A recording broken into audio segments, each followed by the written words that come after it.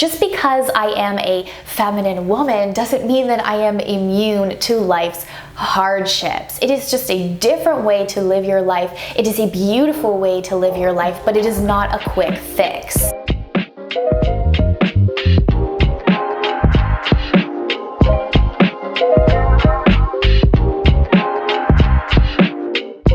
Welcome back to the channel, lovely feminine women. Thank you for being here, for supporting the channel, for hitting that red subscribe button that I love right down below, joining our community of feminine women who also enjoy talking about homemaking. If you are new, if you happen to stumble upon my face, please do not mind the occasional cat meowing as well as dog barking sounds in the background. My name is Cynthia. I am a millennial homemaker. I'm obviously an animal lover, and I am also a former Miss Earth Canada.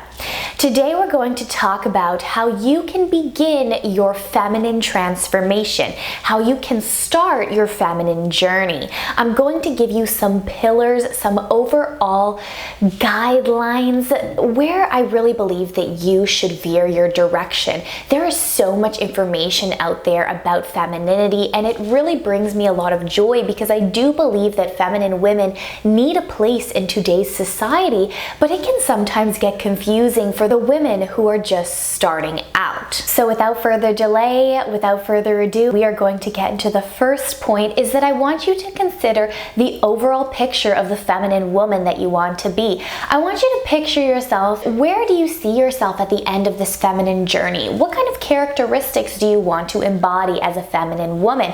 I want you to look at the overall picture. What kind of personality does that woman have? What kind of mannerisms does she have? How does she treat other people?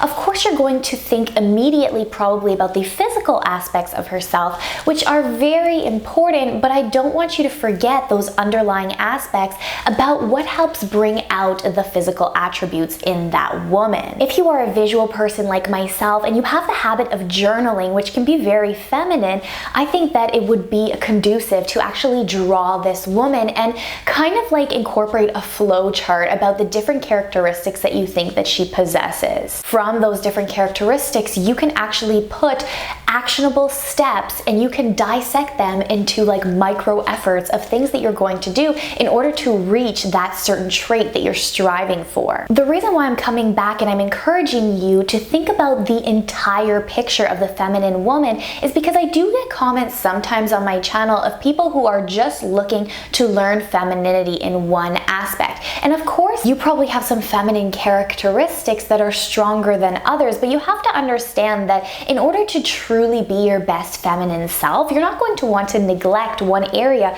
just because you feel as though you're already strong in that particular area. For example, if you only focus on the superficial aspects of femininity and you neglect the deep inner work, you're actually going to create more of an external structure, more of an external facade, and you're not going to have a stable internal structure, which can actually lead to a lot of narcissism and psychological effects that will really hinder your growth as an individual down the road. If you do not work on your inner feminine, and I have a lot of videos actually adhering to this, so I encourage that you go through my entire femininity playlist. For example, how to be a nurturing feminine woman. Because I want you to think about when life circumstances happen to you, when tragedy happens to you, when you are irritated, when you have a lot of stress that comes your way, which it will come your way. If you have a weak internal feminine structure, if you're not considering the overall picture of the feminine woman, you're actually not going to be able to respond femininely,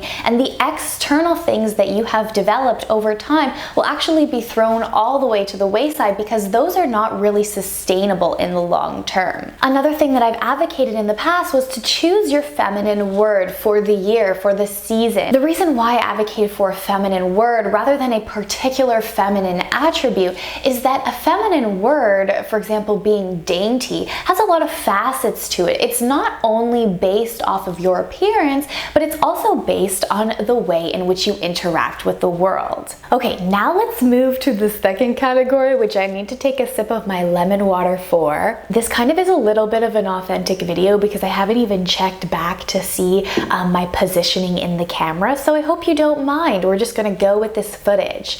The second point deals with mentors and coaches.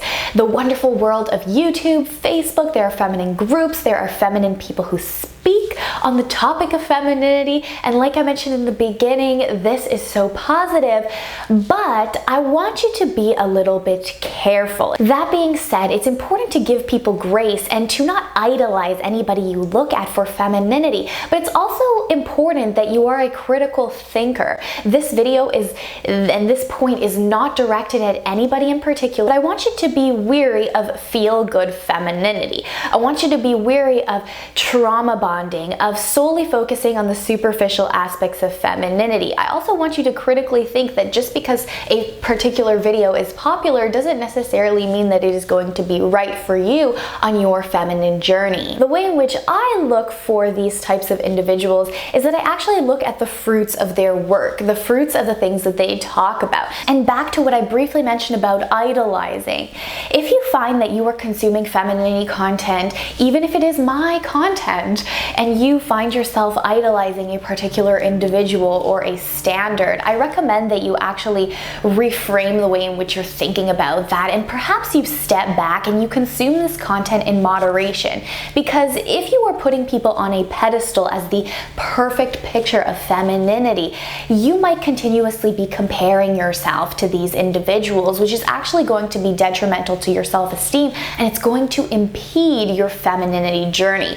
As a beginner, it's easy for us to seek out feminine role models and kind of try to align our lives similar to theirs. And it is okay to be similar to another feminine woman. I know so many of you come on this channel and you say that we have so many things in common, and that is not what I'm talking about. What I am talking about is an unhealthy amount of comparison. The third thing that I want to advocate for is to see if you have some mental roadblocks when it comes to femininity. A lot of us carry this baggage as the weak-willed, unintelligent feminine woman. What is it about femininity that perhaps is impeding you from actually stepping into that version of yourself? Okay, a lovely freeze frame of my face as always, but I'm telling you this was an authentic video where I didn't really look back at the footage. I had a few grammatical mistakes right there. What I meant is, of course, the stigma associated with the weak-willed feminine woman and what is impeding you from stepping into the best feminine version of yourself. Of course, not this stereotype. I will share with you, for me, it was the aspect of intelligence. I was always a very academically inclined person, and I love learning. Honestly, I'm always enrolled in some type of like course, or I'm exploring some sort of thing about the world, watching documentaries or listening to podcasts about whatever new intellectual interest I have. So I always thought that really letting myself be the feminine woman that I wanted to be would actually make me less intelligent, would actually make me be viewed as dumb. And I know that a lot of people do view me as unintelligent and as a dumb blonde, but I found that the sacrifice of not expressing my femininity for the sake of pleasing other people did not outweigh each other. It was more important for me to express my femininity and live a fulfilled life than it was to try to prove to the world that I was an intelligent woman. I also want you to analyze if you think that femininity is like a quick fix, if femininity is going to solve all of your problems, all of your psychological problems, your problems with men, anything that it can be about your life. Do you think that femininity is a type of gimmick to get you what you want out of life? Because if you have that tendency to view that, you are going to fall in the trap of fake femininity, which I've made a video about in the past. I'm going to link it down below. Femininity is a form of expression in the way in which you live your life. If I could be completely candid and honest with you, there are so many struggles that I have gone through over the past past few years that this isn't to toot my own horn or anything, but if I listed them out for you, they are equivalent to a lot of struggles that people go through throughout an entire lifetime. This isn't to say that I am a better person than anybody else, but this is to give you an example of how femininity has helped me really persevere through these difficult times, but it was not a quick fix to my problems. Just because I am a feminine woman doesn't mean that I am immune to life's hardships. It is just a different way to live your life. It is a beautiful way to live your life, but it is not a quick fix. Lastly, if you are beginning on your feminine transformation, you're going to want to check in with yourself. Like I mentioned at the beginning, listing the characteristics that you're trying to embody as a feminine woman, perhaps doing a flow chart, a drawing, adding to that over time. Also checking in with yourself to see if the little goals that you have set for yourself are actually leading you to the bigger characteristic. Another thing is I want you to be wary of trying to seek perfectionism. I talked about sustainable beauty and sustainable femininity. We are going to go through hardships over time. You do not have to be this picture perfect feminine woman overall. You just want to build your internal structure to be strongly rooted in femininity. The other day, I had to go to Walmart to get some ingredients to make a dinner that my husband loves, but I was dressed like a total slob. My dogs were at the groomers and I did not have a choice but to actually go to Walmart dressed that way. It wasn't as bad as the people of Walmart, if you understand what I'm saying, but it still was an instance where if I was striving for feminine perfection, I would have felt very down on myself because I was going out to buy something and I was not femininely perfect in the way in which I was dressing. But the thing is that going to Walmart to get ingredients in order to cook that meal that my husband loves is a more important aspect of femininity in that current situation than the way in which I looked right at that moment. This is just an example of how you cannot see femininity as this perfect one way of being. It is a continuous journey and it is just a reference point for when you fall off track or when things happen in your life to be able to bounce back because you know you are deeply and firmly rooted in it. I'm going to finish my lemon water now. That's all I have for you today. I would love to know your tips for beginners, how you view femininity, what you think that women who are starting on their feminine transformation, their feminine metamorphosis, their feminine journey, however you like to call it, leave me a comment down below because like I always say, it blesses other women. It truly does. I will see you next time, lovely feminine women. I love you all. I hope you have the best week, the best day, whenever this goes up live, if it's at the beginning of the week or the end of the week, whatever it is. I will see you next time. Bye-bye.